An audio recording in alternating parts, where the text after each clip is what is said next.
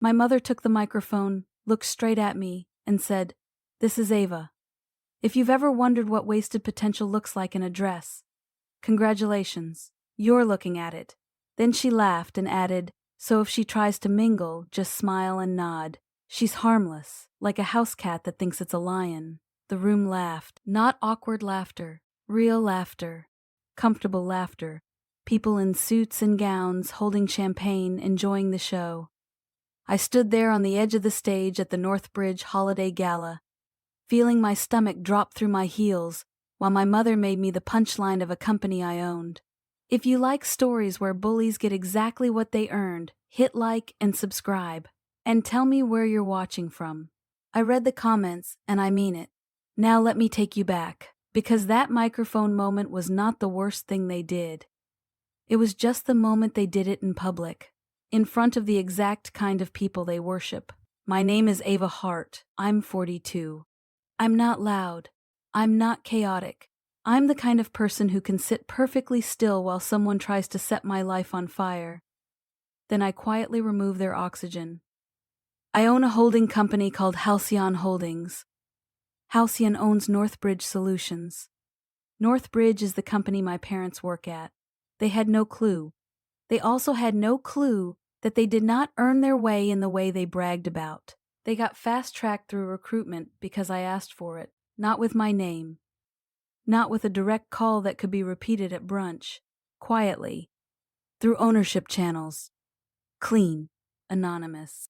I did it because I kept hoping love would eventually show up if I did enough favors to deserve it. I grew up in a house that looked perfect from the outside. Big yard, holiday lights, family photo wall, smiling faces and matching outfits. The kind of home where neighbors assume you're safe. Inside, the roles were assigned early. My mother, Margaret Red, ran our lives like a social club. She did not yell much. She did not need to. She used politeness like a blade. She could cut you with a smile, then act offended if you bled in public. My father, Dennis Reed, was the quieter kind of cruel. He liked jokes. The kind of jokes that make everyone else laugh and make you feel like you are too sensitive for wanting to cry. My younger brother Kyle was the golden one. Easy charm. Easy forgiveness. If he messed up, it was boys will be boys. If I messed up, it was what is wrong with you. So I became useful, because usefulness was the only thing that got me a place in the room. I cooked. I cleaned. I managed guest lists. I wrapped presents. I absorbed my mother's mood so she could show up cheerful in public. I did it so well that by the time I was 17, my mother introduced me at parties like a household appliance. "This is Ava," she would say. "She's our helper, not daughter. Helper. Helpful meant invisible. Helpful meant silent. Helpful meant no needs." When I got scholarships and talked about leaving for college, my mother smiled like I told her I wanted to join the circus. "You're not built for that," she said. "You'll burn out. You're not like Kyle. Kyle went to a nice school. Kyle got help with tuition. Kyle got praise for breathing. I stayed local, worked days, took classes at night, moved out at 23 with 2 suitcases and a promise to myself that I would never ask them for anything again. For a while I kept that promise. Then life did what life does. It got bigger. It got sharper. It showed me what I could become if I stopped trying to earn permission. I started in finance because it rewarded competence. It did not care if my mother thought I was embarrassing. It cared if I could read patterns, make decisions, and hold steady when people panicked. I learned how to read contracts like people read faces. I learned how to buy boring businesses and make them cleaner, stronger, more ethical. I learned that power does not need to be loud. It can be quiet and procedural and terrifyingly permanent. Over time, I built Halcyon Holdings, a private holding company that acquired stable service businesses, payroll systems, facility support, vendor oversight, compliance tools, boring, profitable, scalable. I kept my name out of everything on purpose, because my parents taught me something, even if they did not mean to. If people know you have power, they start behaving for the reward, not the relationship. I did not want performance. I wanted truth. 5 years ago, Halcyon acquired Northbridge Solutions. Northbridge was a mid-size corporate services company in Connecticut.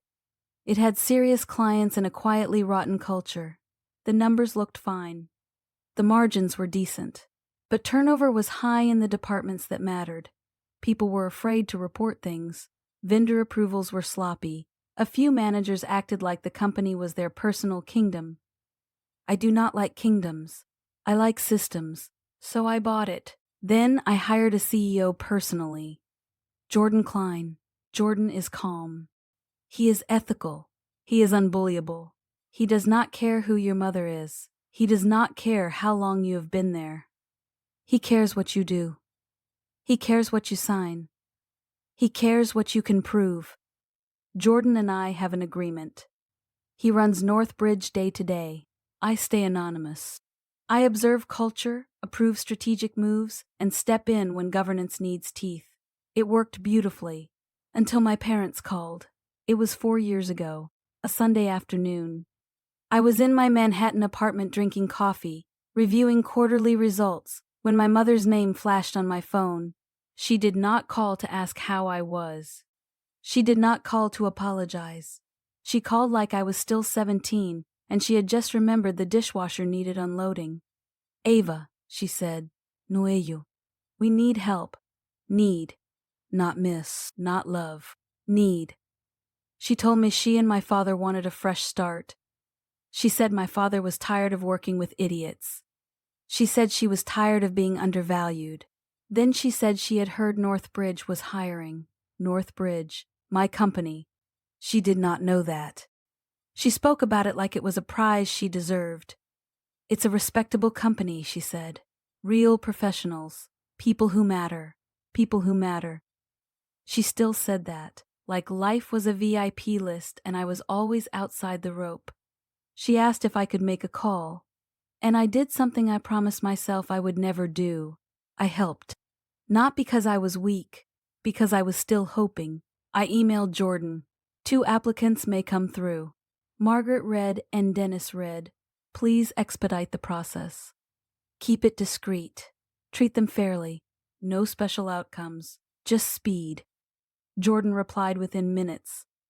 Understood. That was the fast track. Not a guarantee. Just a smoother path through the system. They still had to pass background checks. They still had to interview. They passed. My mother got hired into client relations. My father got hired into vendor compliance.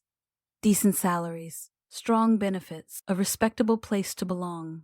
I told myself it would soften them, give them pride without needing to steal it from me. Instead, it made them worse, because now they had a bigger stage. My mother began acting like Northbridge was her personal social club, correcting younger employees publicly, smiling while shaming them, treating service staff like furniture. She loved the feeling of being important. She loved being able to make someone nervous with a look. My father began acting like policies were suggestions. He liked being the guy who could approve things. He liked being the gatekeeper. He liked being the one vendors had to please, and they kept treating me like a thing. Only now, they did it with an audience. The first time I noticed it was at a family dinner. Kyle was there with his wife. My mother was in rare form, laughing, storytelling, performing. She lifted her glass and said, "We finally have stability again." My father nodded proudly. Northbridge is a real company. Then my mother turned to Kyle's wife and said, like she was sharing gossip, Ava could have had stability too if she wasn't so, you know. She made a face, a small, dismissive face. Kyle's wife asked, "What do you mean?" My mother waved a hand. "Oh, Ava just gets obsessive. She does these phases. She thinks she's going to be something big. Then she burns out. She's always been like that." My father chuckled. Ava is a lot. I sat there holding my fork, feeling my body go still.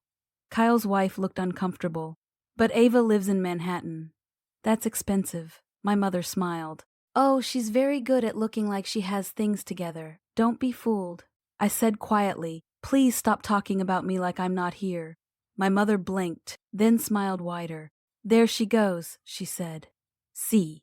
Dramatic. Kyle laughed like it was a joke. I stayed calm.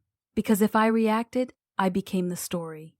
Then, a friend in Connecticut, someone who worked adjacent to North Bridge, texted me out of nowhere. "Your mom is talking about you at work." I stared at the message. I typed back, "What does she say?" My friend replied, "She says you're unstable." Like she says it casually, like it's funny. I felt my throat tighten. Then another message. "She told people you're unemployed and you show up at their house begging." Begging. I had not been inside my parents' house in years. My friend added, "She said you are between jobs and you cling to them when you need money." I sat on my couch in silence for a long moment. Not because I believed it would damage my life, because I realized something. My mother was not just insulting me privately, she was building a narrative at my company.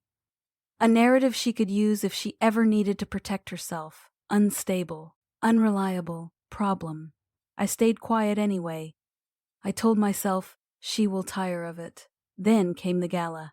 North Bridge holds a holiday gala every year. Employees, clients, vendors, charity donors. About 300 people in a ballroom. The kind of room where reputations are built and destroyed without anyone raising their voice.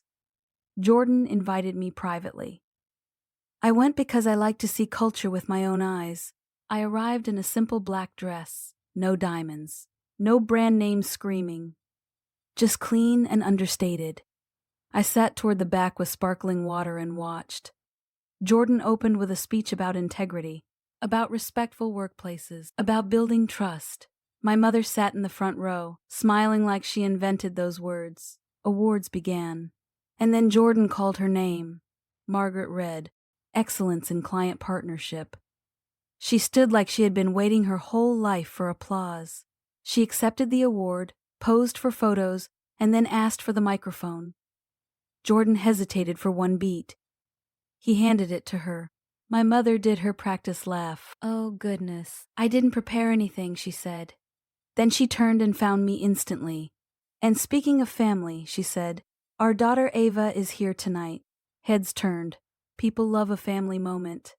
"Ava, stand up, sweetheart," she said. I stood. She waved me forward. "Come say hi," she said into the microphone, sweet as sugar. I walked to the stage because refusing would have fed her narrative. When I reached her, she put her arm around my shoulders like we were close. Her fingers pressed in slightly. A reminder, I still own you. Then she delivered the first two lines that you already heard. Wasted potential. House cat that thinks it is a lion. The room laughed. Then she kept going. "Ava is our reminder," she said, "that not everyone is meant to be ambitious." More laughter. She patted my arm. "Kyle got the brains. Dennis got the work ethic. I got the drive. And Ava got the ability to carry plates without spilling." Louder laughter. My father stood up from the front row, lifting his glass. "To Ava." Proof that not everyone is meant to be a leader. People laughed again, and then applauded, like my humiliation was part of the entertainment. My mother leaned closer, still on the microphone, and said, "Look at her. All dressed up like she belongs here." The laughter spiked. Then she said, "So if you see her hovering by the buffet, don't worry. She's not stealing.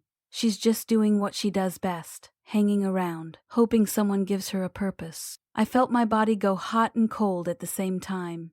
Because it was not impulsive. It was staged. She wanted witnesses. Fine. I stepped back from the microphone, handed it to her without a word, walked off the stage calmly. Behind me, my mother called out, "Don't be dramatic, Ava. Humiliate." Then accused me of reacting. I walked into the hallway outside the ballroom and took one breath.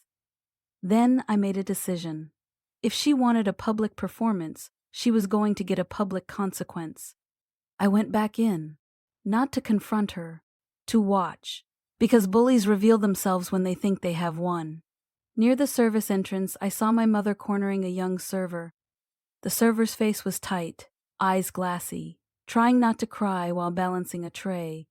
My mother was smiling, speaking softly, saying words that belonged in a different century. "You're slow," my mother said, "and you're making us look cheap." The server whispered an apology. My mother said, Apologies don't fix incompetent hands. My father stood nearby, sipping his drink like this was entertainment. Then my mother noticed me and waved. Good, she said. Ava, take the tray, walk it around. Try not to embarrass us. The server looked horrified. Like I was about to get dragged into it. I said calmly, no. My mother's smile twitched. Excuse me, she said, sweet voice, sharp eyes. I said no. My mother leaned in, smile still on. Don't embarrass me. I looked at her. You're doing that yourself, her eyes flashed. She turned back to the server and said louder, see. This is why Ava can't keep a job. Attitude. Always attitude. There it was again. Unstable without saying unstable. A professional-sounding insult.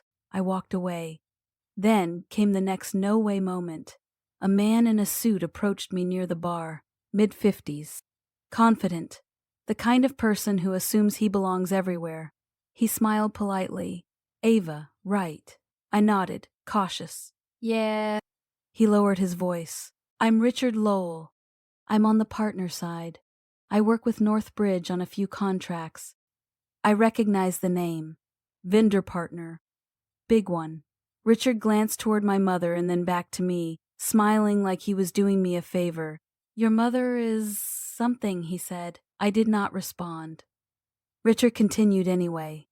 Listen, I know your parents. I know how they talk. They have high standards. They said you're looking for work. I blinked once. They said that. Richard nodded sympathetically, like I was a struggling intern. They mention you're between opportunities and you can be a bit emotional. But you seem fine. I stared at him. He added, if you want, I can ask your father to put in a word for you. Vendor side, compliance support, something entry level. It would look good for you. Entry level. At my company. My stomach turned, but my face stayed calm. Thank you, I said quietly. I'll keep that in mind. Richard smiled, satisfied with his kindness. Good girl, family matters. Then he walked away. I stood there for a moment feeling the full weight of it. My mother was not just humiliating me for fun. She was selling a narrative to partners. She was positioning me as unstable and needy. She was building a version of me that could never threaten her. Fine. I pulled out my phone. I texted Jordan. Step out. 2 minutes. Quiet. He replied immediately. On my way. 2 minutes later, Jordan met me by the side door. He took one look at my face and said, I'm sorry. Don't be, I said. Just listen. Jordan's eyes flicked toward the ballroom. Toward my parents. That's them. Yes, I said. And I want a full conduct review on both. HR complaints, emails, any retaliation, any expense issues, vendor approvals, everything. Jordan did not hesitate. Okay. No warning, I added. Quiet. Jordan nodded once. Understood. I said, she just humiliated me on stage and then tried to order me to work like staff. Jordan's jaw tightened. I saw. And I just got offered an entry-level job by a partner because my mother is telling people I'm unemployed. I added. Jordan's eyes hardened. Noted. I said, I want them to feel safe. Jordan's voice was flat. They already do. I returned to my seat. An hour later, my mother came to my table like nothing happened. She sat without asking, smiled sweetly. Stop pouting, she said. I'm not pouting, I said. She leaned in like she was sharing a secret. We need a favor. Of course. She said, Dennis and I are being considered for leadership track. It's very exciting. My father stood behind her like backup. My mother continued, we need a recommendation letter. You write well. You always did. I stared at her. Then she said, also there's a little HR misunderstanding. Someone claimed I was rude. Ridiculous. Were you rude? I asked. She smiled. I have standards. People are soft. My father chuckled. They don't make them tough anymore. My mother leaned closer. We need you to call HR. Smooth it out. I don't work here, I said. She waved that away. You can figure it out. That's what you're for. That sentence landed like a slap. Then she added the next no way moment, like she could not stop herself. And Ava, she said, still smiling, you need to stop trying to look like you belong in rooms like this. It confuses people. It makes us look messy. Messy. Like I was a stain on her image. I stood up. My mother's smile tightened. Where are you going? Home, I said. She reached out and grabbed my wrist lightly. Not violent, controlling. I looked down at her hand, then up at her face. Let go, I said quietly. She released my wrist slowly, like she was unclipping a leash. As I walked away, she called after me, loud enough for nearby tables to hear. Try not to spiral, Ava. We're not doing another scene this year. Another scene. Like I was known for making scenes. Like she hadn't just created one on a stage. I left. In my car, I sat with both hands on the steering wheel and stared into the dark. My chest hurt. Not because I did not know who they were, because part of me still could not believe they would do it in front of that many witnesses. Then I remembered. They did not see witnesses. They saw an audience. The next morning, my phone buzzed with messages from relatives. My mother moved fast. She always does. She told people I had a breakdown, that I stormed out, that I ruined their night. Then the call came from a number I did not recognize. I answered. Ms. Hart, a man said. This is Paul with Northbridge Corporate Security. My stomach tightened. Yes, I said. He cleared his throat. We received a formal complaint from 2 employees, Margaret Red and Dennis Red. My hands went cold. Paul continued, they allege you harassed them at the event. They are requesting a no trespass notice. They also asked us to contact local police due to what they called a pattern of instability. I stared at the wall of my apartment. There it was. Not just humiliation. Weaponization. They were trying to attach unstable to my name in an official process. I took a slow breath. Paul, I said, do not take any action until you speak with Jordan Klein. Paul hesitated. We need authorization. You'll get it, I said. Put a hold on everything. Then I called Jordan. He picked up immediately. Ava, he said. My parents filed a complaint, I said. They're trying to trespass me. They used the word unstable. They mentioned police. There was a pause. Not confusion. Containment. Jordan's voice dropped lower. Okay. That one word told me he understood what this really was. Jordan continued. I'm freezing any security action. I'm calling legal. I'm calling HR. I'm opening a formal investigation. I exhaled. Then Jordan said, we have stage audio. My stomach flipped. The gala is a company event, he said. Security captured sound. We have her speech. I closed my eyes for a second. Preserve it, I said. We already did, he said. Ava, I need you to decide how you want the ownership reveal handled, because they just tried to turn this into a legal narrative. I looked out my window at the city, at strangers living their own lives, untouched by my family's need to make me small. At the time, I thought the microphone was the worst thing they could do. I was wrong, because now this wasn't family dysfunction. This was an attempt to use corporate process and police language to destroy my credibility. So, before I tell you what happened in that conference room, I want to ask you something. If someone publicly humiliated you and then tried to label you unstable in an official complaint to get you trespassed, what would you do? Would you confront them right away? Or would you wait and let them walk into a room full of receipts? Tell me in the comments. And if you're still watching, tap like and subscribe. It helps this story reach the people who need to hear it. Now let me tell you what I did. I waited. Because bullies get sloppy when they think they are winning, and my parents were about to show me exactly how far they had gone inside my company. Within hours, my mother escalated again. She texted me, "Answer your phone or I will tell everyone the truth about you." Like she owned a private file on my personality. My father left a voicemail that sounded calm on the surface and vicious underneath. Ava, you are not allowed to interfere with our jobs. If you keep showing up, we will get a restraining order. You hear me. You don't have power over us. Then Kyle called, and I could hear my mother coaching him in the background. What did you do to Mom? He snapped. She says you threatened her. She says you're stalking them again. Again, like my existence was a repeat offense. I said, Kyle, she humiliated me on stage. He scoffed. Mom jokes. That's what she does. You always take it weird.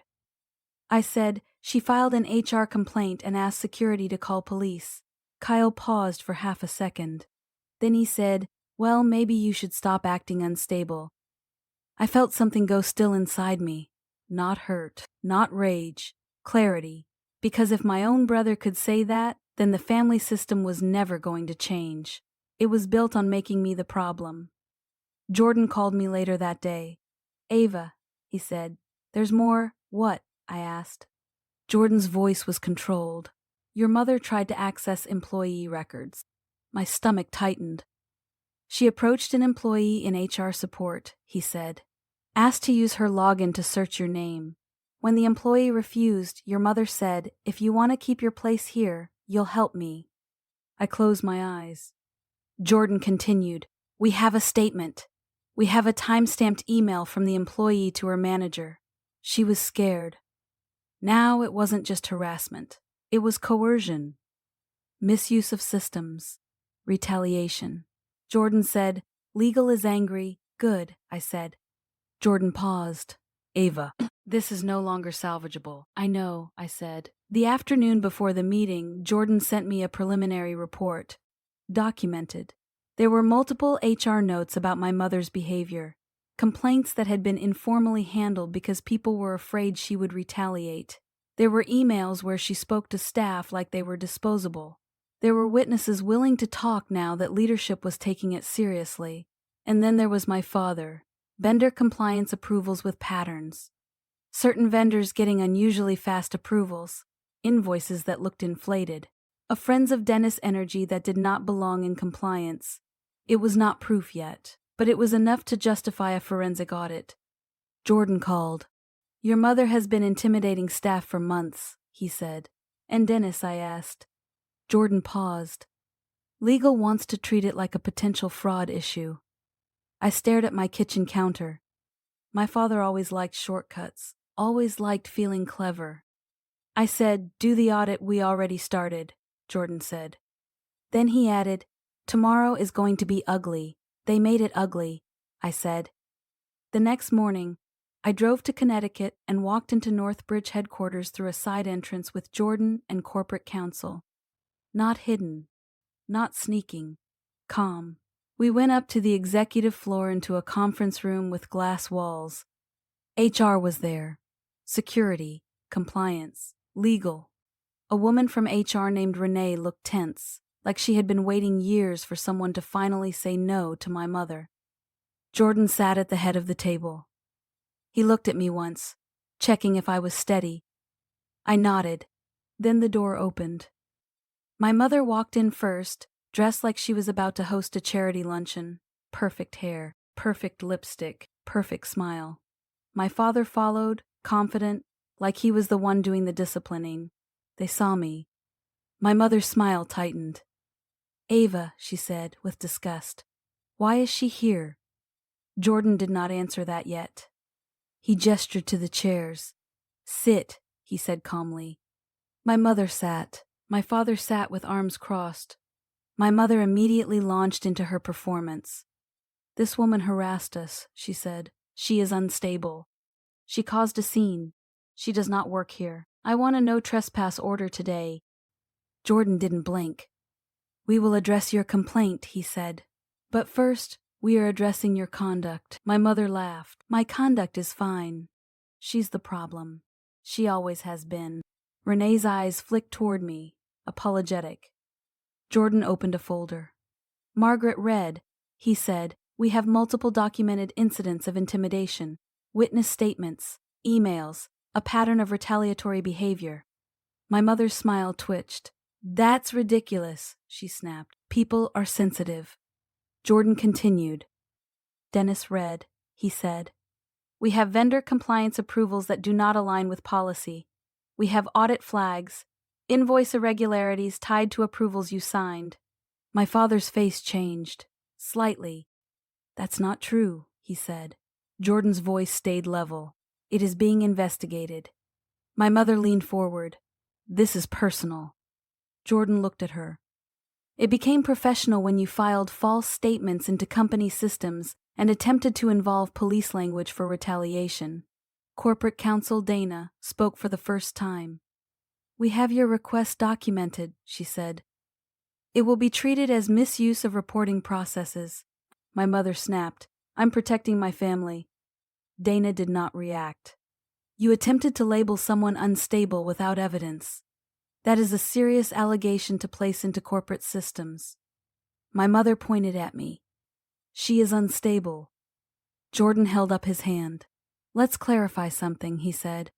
My mother smirked. Please do. Jordan looked at her. Ava Hart does not work here, he said. My mother's smile widened. Exactly. Jordan continued. She owns the holding company that owns this company. The air vanished. My father blinked like he didn't understand the words. My mother's mouth opened. Closed. Opened again. What? She whispered. Jordan slid a document across the table. Halcyon Holdings owns Northbridge Solutions, he said. Ava Hart is the principal owner of Halcyon Holdings. My mother stared at the paper like it was poisonous. No, she said, almost soundless. My father leaned forward and read. His face went pale. My mother's voice rose. That's impossible. Ava doesn't... She can't... She couldn't say the rest because the rest was the lie she fed herself for decades. Jordan didn't give her time to recover. Now, he said, your complaint alleges harassment. We will address it with facts. He looked to security. Paul placed a small speaker on the table. This is audio from the gala stage, Paul said. My mother's eyes widened. Renee pressed play. My mother's own voice filled the room. Crisp and clear. Wasted potential. House cat that thinks it's a lion. Carry plates without spilling. Hovering by the buffet. The laughter behind it. My father's toast. Proof that not everyone is meant to be a leader. Then my mother's final line. Don't be dramatic, Ava. When the audio ended, the silence felt physical. Dana spoke softly, like she was reading a verdict. This is a company event, she said. This constitutes workplace harassment and reputational harm. My mother's face flushed. That was a joke.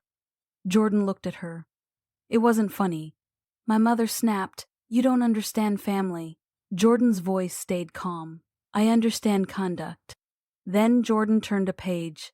And now we are addressing recruitment, he said. My mother's eyes narrowed. Recruitment. Jordan said, Your applications were fast-tracked by directive from ownership. My mother looked at me like her face might crack. You did this, she whispered. I spoke quietly. I helped you, I said. Because you asked. My father's voice came out rough. So you interfered. I expedited, I said. I didn't force anyone to hire you. I gave you a path. My mother hissed. You set us up. Jordan cut in immediately. No, he said. You set yourselves up. Your behavior is your responsibility. Dana slid 2 documents across the table. One was a termination notice. Margaret read, for cause, effective immediately. The other was a suspension notice. Dennis read, pending forensic audit, access revoked, devices surrendered, referral to external authorities if fraud is substantiated. My father stared at the paper like it was a death sentence. My mother slapped the termination notice with her fingertips. You can't fire me, she said, voice breaking. Dana replied evenly. We can. And we are. My mother stood abruptly. This is a setup, she shouted. Dana stood too. Sit down or security will escort you out. My mother looked around the room like she couldn't believe the world had stopped catering to her. Then she turned to me, eyes wet with rage. You were always the worst one, she said. I kept my voice low.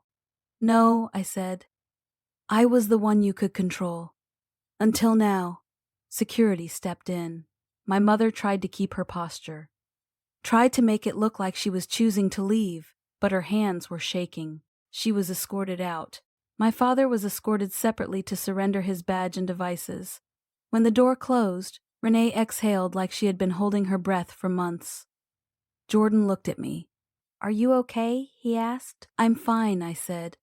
"Do this properly." Dana nodded. "We are." Jordan said, "The audit continues. If it confirms fraud, we refer." I did not hesitate. "If he did it, refer," I said. Jordan held my gaze for a beat, then nodded once. "Okay." I drove back to Manhattan that night and did not answer a single call, because I knew what came next. When bullies lose private control, they try public control. My mother posted on Facebook 2 days later. Long, emotional, carefully written to make her look like a wounded saint. She did not name me. She did not have to. She wrote about betrayal, about ungrateful children, about mental health. Then she wrote the line she could not resist. She's always been unstable, and now she's trying to destroy her own family. There it was again, unstable. She was trying to tattoo it onto my name publicly because she could not stand losing the narrative. Jordan called. "Ava," he said, "legal wants to protect you with controlled disclosure." "What does that mean?" I asked. "It means we confirm ownership to key stakeholders," he said. "Not press, not spotlight. Enough to stop misinformation. Do it," I said. That afternoon, Northbridge issued a governance communication to major clients and partners. It confirmed Halcyon's ownership. It identified me as principal owner of Halcyon. It stated Northbridge's commitment to ethical conduct and zero tolerance for retaliation and misuse of reporting systems. It did not mention my parents. It did not need to. People can read between corporate lines. My mother called me non-stop that night, 47 times. I answered once. Not because I owed her, because I wanted her to hear calm while her narrative collapsed. She sobbed the moment I picked up. "How could you?" she cried. "You humiliated us. You humiliated me first," I said. On stage, with a microphone, in front of clients.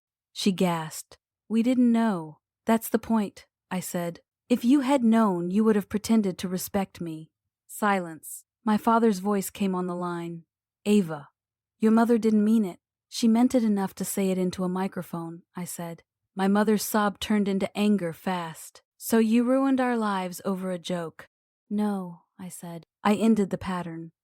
She hissed. "Dennis might lose everything." I said, "Then Dennis shouldn't have played games with vendors." My father inhaled sharply. My mother snapped. "You're cold." "I'm calm," I said. "There's a difference."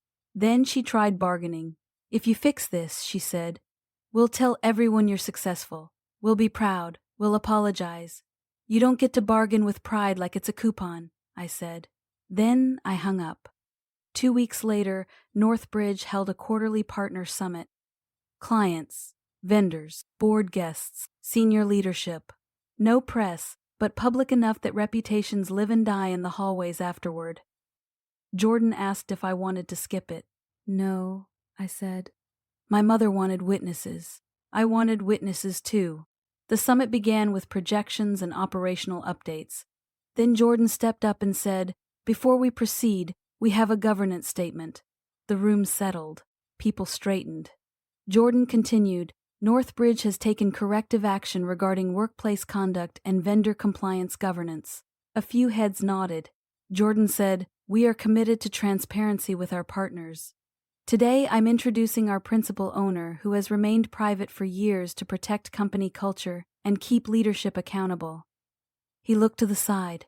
"Ava Hart," he said. I stood. The room turned.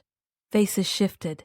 Curiosity, surprise, respect. Then came the moment that made it irreversible. Because Richard Lowell, the partner who had offered me an entry-level job at the gala, was sitting in the second row. His face drained of color. He stared at me like he was trying to rewind time.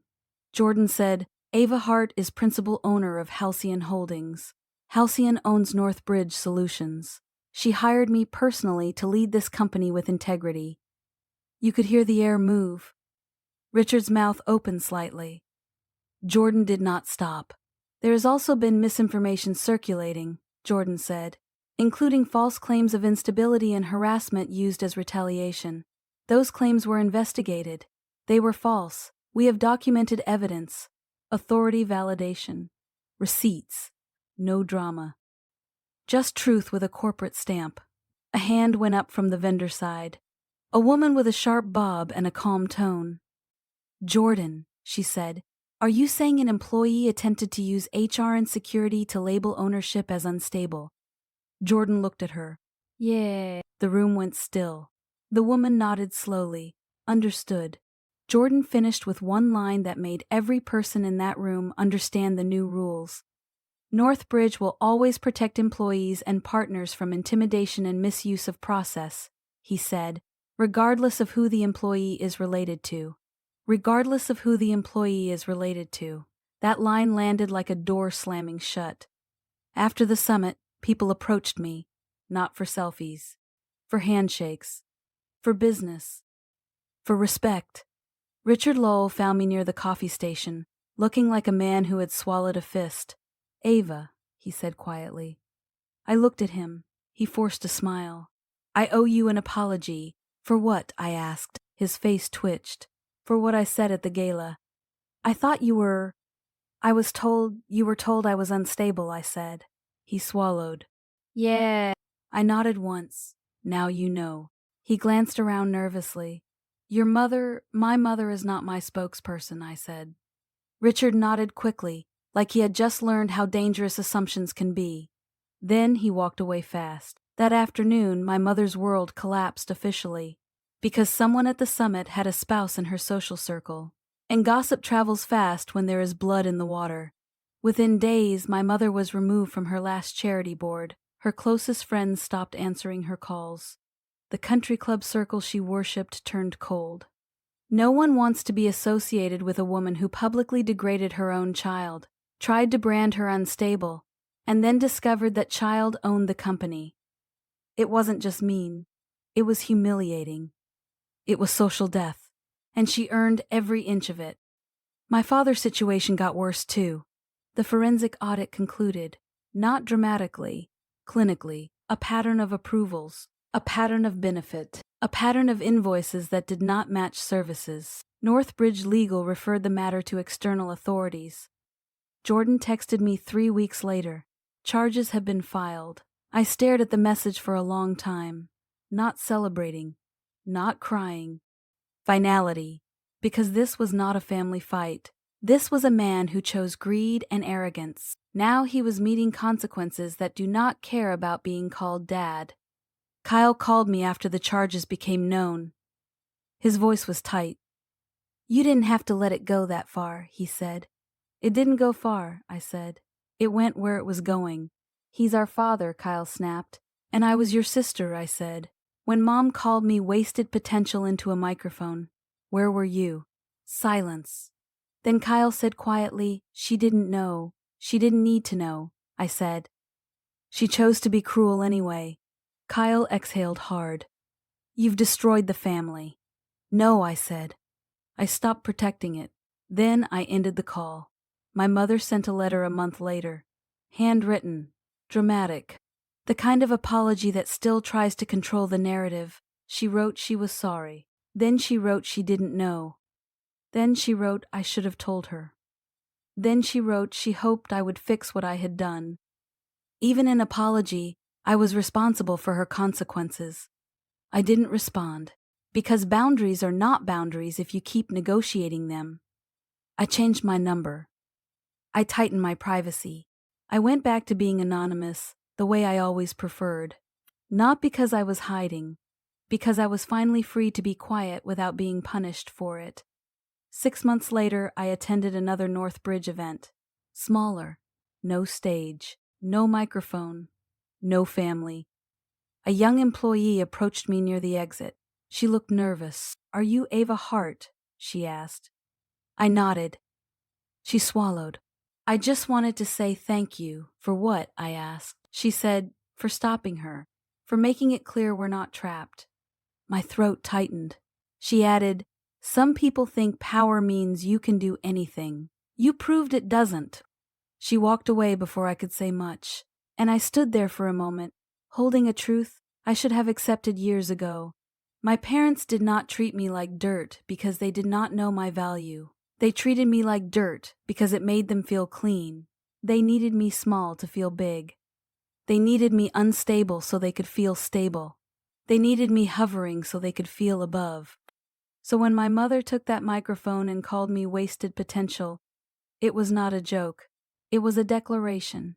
And when she tried to put the word unstable into an official complaint, it was not fear. It was an attempt to destroy my credibility before anyone could see who I actually was. The irony is, she got what she always wanted, a public story about me.